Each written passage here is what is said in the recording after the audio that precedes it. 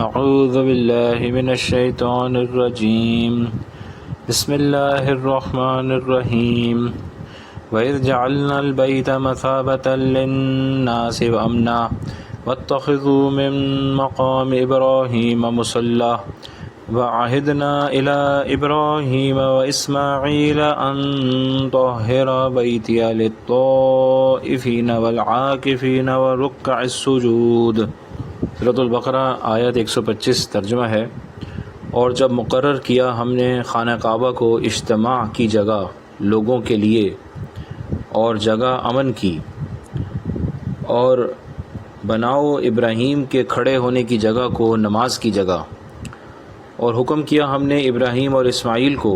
کہ پاک رکھو میرے گھر کو واسطے طواف کرنے والوں کے اور اعتکاف کرنے والوں کے اور رکوع اور سجدہ کرنے والوں کے۔ یہ آیت ابراہیم علیہ السلام کی تعمیر کعبہ کے متعلق ہے۔ سورۃ الحج میں اللہ تعالیٰ شاہ نے فرمایا وَإِذْ بَوَّأْنَا لِإِبْرَاهِيمَ مَكَانَ الْبَيْتِ، یعنی کہ وہ وقت یاد کرنے کے قابل ہے جب ہم نے ابراہیم کو خانہ کعبہ کی جگہ بتا دی تھی۔ اس وقت ابراہیم علیہ السلام ملک شام میں تھے، تو اللہ تعالیٰ کا حکم ہوا کہ ہم آپ کو خانہ کعبہ کی جگہ بتاتے ہیں، تو اس کے بعد آپ نے اس کو پاک صاف کرنا ہے نماز اور طواف وغیرہ کرنے والوں کے لیے۔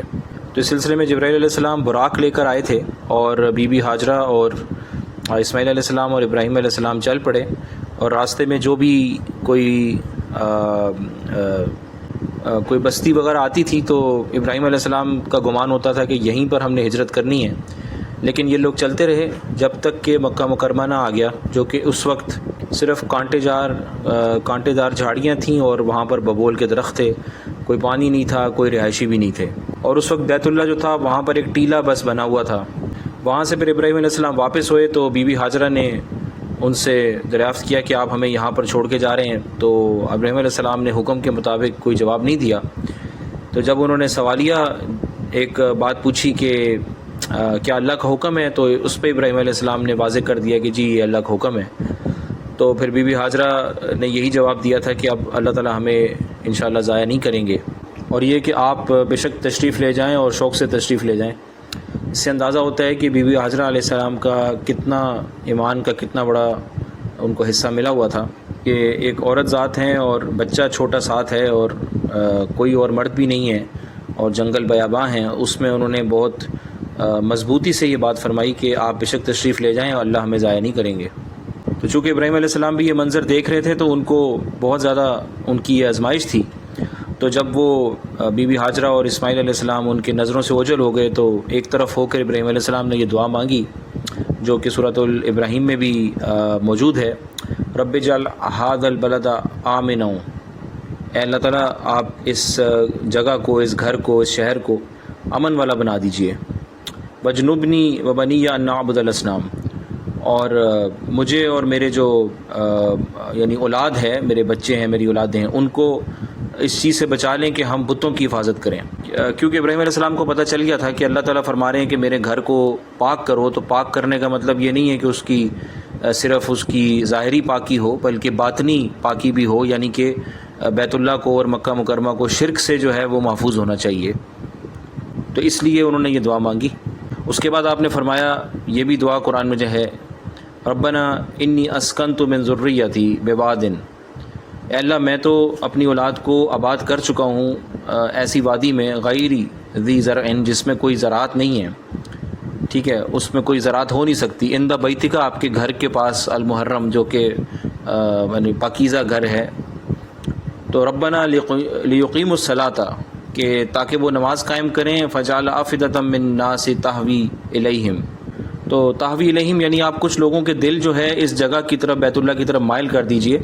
وارزقھم من الثمرات، اور آپ ان کو پھل کھلائیے، لعلہم یشکرون، تاکہ یہ آپ کے شکر گزار ہوں۔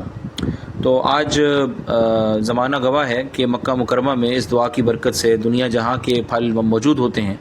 بلکہ دنیا جہاں کے کھانے وہاں پر موجود ہوتے ہیں، ہر طرح کی اور ہر ملک کے کھانے الحمدللہ مکہ مکرمہ موجود ہیں۔ حالانکہ مکہ مکرمہ خود کچھ بھی نہیں ہے سوائے وہاں پہ پہاڑ ہیں، ریت ہے، پتھر ہیں، دھوپ ہے، سخت گرمی ہے، لیکن اس دعا کی برکت سے مکہ مکرمہ میں اللہ تعالیٰ شانہ نے ہر قسم کا کھانا مہیا فرمایا ہوا ہے۔ تو یہ دعا ایک اپنی اولاد کی فکر کے لیے بھی تھی کہ میں ابھی تو ان کو چھوڑ کے جا رہا ہوں، لیکن آپ ان کا کچھ بندوبست کر دیں کہ بعد میں اس طرح کے معاملات پیش آ جائیں، کیونکہ ابراہیم علیہ السلام کو طبیعتی طور کے اوپر اپنے بیوی بچے کا بہت زیادہ خیال بھی تھا، فکر بھی تھی۔ اس کے بعد ہمیں معلوم ہے کہ ابراہیم علیہ السلام تو تشریف لے گئے، پھر بی بی ہاجرہ صفا مروہ پر بار بار چڑھتی تھیں اپنی دوڑ کے درمیان، تاکہ اسماعیل علیہ السلام پہ میری نظر جو ہے وہ اوجھل نہ ہو جائے، اور پھر بالآخر جبرائیل علیہ السلام نے آ کر جو ہے وہ زمزم کا جو پانی ہے وہ جاری کیا اللہ کے حکم سے، اور پھر جرہم قبیلہ کے کچھ لوگ وہاں پر آباد ہوئے، اور پھر اسماعیل علیہ السلام نے اسی قبیلے کی ایک خاتون سے جو ہے شادی بھی کی۔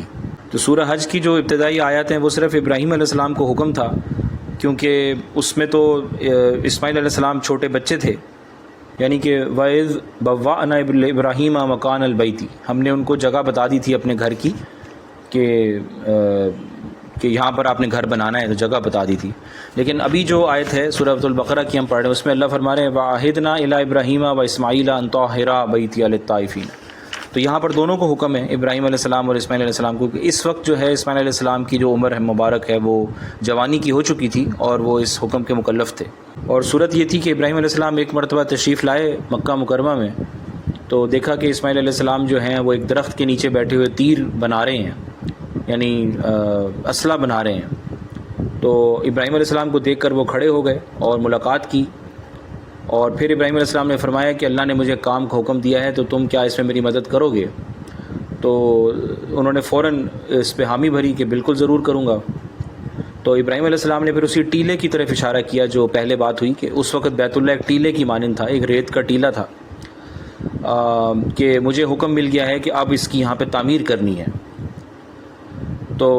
اللہ تعالیٰ شانہ نے جو بیت اللہ کے حدود تھے وہ جبرائیل علیہ السلام کے ذریعے ابراہیم علیہ السلام کو بتا دیے تھے، اور اس سے یہ اشارہ ہوتا ہے کہ بیت اللہ تو اس سے پہلے سے ہی بنا ہوا تھا۔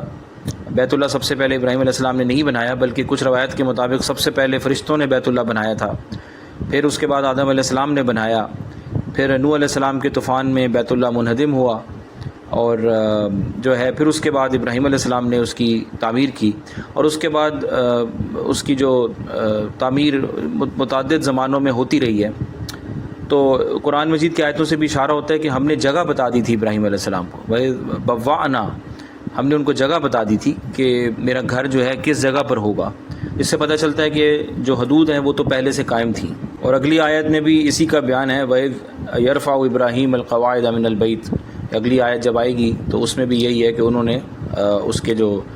بنیادیں ہیں وہ دوبارہ سے کھڑی کیں،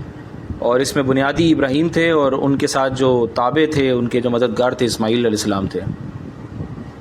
اب اس آیت میں جو مصابتاً کا لفظ استعمال ہوا ہے کہ وَإِذْ جَعَلْنَا الْبَيْتَ، اور جب ہم نے مقرر کر دیا ہے بیت اللہ کو، خانہ کعبہ کو، مثابۃ للناس، تو مثابتاً سے یہ ابواب میں صابہ یصوب صوباً و مثاباً، یعنی لوٹنے کے معنی ہے، ایسی جگہ جہاں پہ مستقل لوگ لوٹتے رہتے ہیں، واپس آتے رہتے ہیں اس کی طرف۔ اور یہ ہر آدمی اس بات کا گواہ ہے کہ جو بندہ بھی وہاں سر ہو خانہ کعبہ سے، مسجد نبوی سے ہو کر آتا ہے تو اس کا یہ دل چاہتا ہے کہ میں دوبارہ چلا جاؤں۔ تو جتنی زیادہ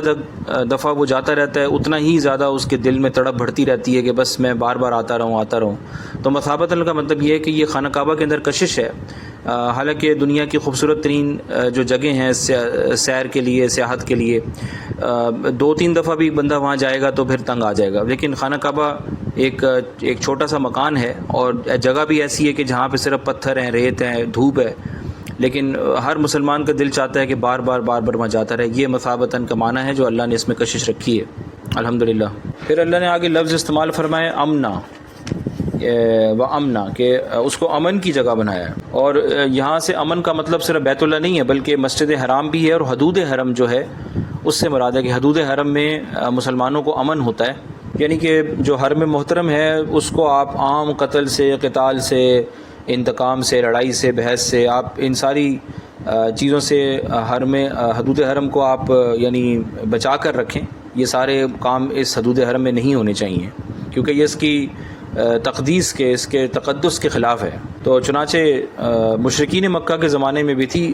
اگر کوئی قاتل کسی کو حدود حرم میں مل جاتا تو حدود حرم میں اس کو قتل نہیں کیا جاتا تھا، اور عام جو جنگیں ان پہ ہوتی رہتی تھیں وہ بھی حدود حرم سے باہر ہوتی تھیں۔ تو اسلام میں یہی حکم باقی رکھا گیا ہے، بس یہ کہ فتح مکہ کے موقع پر کچھ گھنٹوں کے لیے یہ حکم جو ہے وہ ساکت ہو گیا تھا، کیونکہ اس میں کچھ دیر کے لیے قتال کو جائز کیا گیا تھا، حکمتاً آپ صلی اللہ علیہ وسلم نے جائز فرمایا تھا، لیکن اس کے بعد قیامت تک ہمیشہ ہمیشہ کے لیے حدود حرم کے اندر یہ ساری چیزیں منع کر دی گئیں۔ اور اس کا پھر آپ صلی اللہ علیہ وسلم نے فتح مکہ میں اس کے فتح مکہ کا جو خطبہ تھا اس میں بھی آپ صلی اللہ علیہ وسلم نے اس کا اعلان فرما دیا تھا۔ تو اگر کوئی شخص قتل کر کے حدود حرم میں آ جائے تو اس کو امن ملے گا، اس کے اندر اس کو قتل نہیں کیا جائے گا، لیکن اگر کوئی حدود حرم کے اندر ہی کوئی قتل کرے تو اس کو پھر حدود حرم کے اندر ہی قتل کیا جائے گا۔ تو پہلی صورتحال میں اگر کوئی باہر سے قتل کر کے آتا ہے تو اس کو مجبور کیا جائے گا کہ بھئی وہ یہاں سے نکلے، اور پھر اس کو پکڑ کے اس سے بدلہ لیا جائے گا، مثلا قصاص اور دیت وغیرہ۔ اور کچھ ائمہ فرماتے ہیں کہ نہیں، اس ایسے شخص کو حدود حرم میں ہی اس سے بدلہ لیا جائے گا، اس میں رائے مختلف ہے۔ پھر اللہ نے فرمایا وَاتَّخِذُوا مِن مقام ابراہیم مصلی، کہ یہ جو مقام ابراہیم ہے اس کو نماز کی جگہ بنا لو۔ آپ صلی اللہ علیہ وسلم نے اس طرح سے نماز پڑھی ہے کہ یعنی کہ بیت اللہ اور آپ کے درمیان مقام ابراہیم ہوتا تھا، اور لیکن اس سے جو ہے مقام ابراہیم جو ہے وہ پورا کا پورا حرم یعنی پوری مسجد حرام بھی مراد لے سکتے ہیں۔ تو آپ صلی اللہ علیہ وسلم نے مقام ابراہیم پر نماز اسی طرح ادا فرمائی ہے حجۃ الوداع میں، یعنی کہ مقام ابراہیم کو درمیان میں رکھا اور بیت اللہ کا استقبال کیا، اس طرح سے آپ صلی اللہ علیہ وسلم نے کھڑے ہو کر 2 رکعت نماز پڑھی۔ تو یہ آج کل چونکہ رش بہت ہوتا ہے تو اس طرح سے کرنا لازمی نہیں ہے، بلکہ جتنی پیچھے جا کر بھی پڑھ سکیں اور پڑھ لیں، اور بلکہ حرم میں کہیں بھی، مسجد حرام میں کہیں بھی 2 رکعت پڑھنے کا موقع ملے تو پڑھ لیں تو وہ نماز ہو جائے گی۔ اور اس آیت سے یہ بھی پتہ چل گیا کہ طواف کے بعد 2 رکعت پڑھنا جو ہے وہ واجب ہے۔ یہ بھی ہے کہ آپ صلی اللہ علیہ وسلم نے ان رکعتوں کو بیت اللہ کے دروازے کے طرف بھی پڑھا ہوا ہے، تو ایسا نہیں ہے کہ ہم صرف مقام ابراہیم پر ہی پڑھیں گے تو نماز ہوگی اور دیگر جگہ پہ نہیں ہوگی، تو یہ غلط ہے۔ پھر اللہ نے فرمایا طاہرا بیتیا، کہ اچھی طرح پاک صاف کر دو میرے گھر کو، یعنی کہ ویسے بھی اس کو صاف ستھرا رکھو اور اس کو شرک سے بھی، بت پرستی سے بھی پاک صاف رکھو۔ تو اس میں احترام مسجد کی طرف بھی اشارہ ہے کہ بھئی لوگوں نے عبادت کرنی ہوتی ہے تو مسجد میں شور و شغب نہیں کرنا چاہیے، اور صحابہ سے ایسے واقعات جو ہیں وہ نقل کیے گئے ہیں کہ صحابہ نے مسجد میں ذرا سی بھی اونچی آواز سے بولنے والوں کو منع فرمایا ہے۔ اور جیسا کہ حرم کو پاک رکھنا ضروری ہے، اسی طرح دوسری مساجد دنیا میں جتنی بھی ہیں ان کو بھی اسی طرح ہی پاک صاف رکھنا چاہیے، لہٰذا مسجد کی صفائی کرنے والوں کے لیے اللہ نے بہت ثواب رکھا ہے۔ تو جتنے بھی نمازی ان کو چاہیے کہ وہ اپنے کپڑے بھی پاک صاف رکھیں، اپنے جوتے پاک صاف رکھیں، اور جو ہے اپنے اندر کی جو دل کی گندگیاں ہیں، گندے خیالات ہیں، فاسد خیالات ہیں، گناہ ہیں،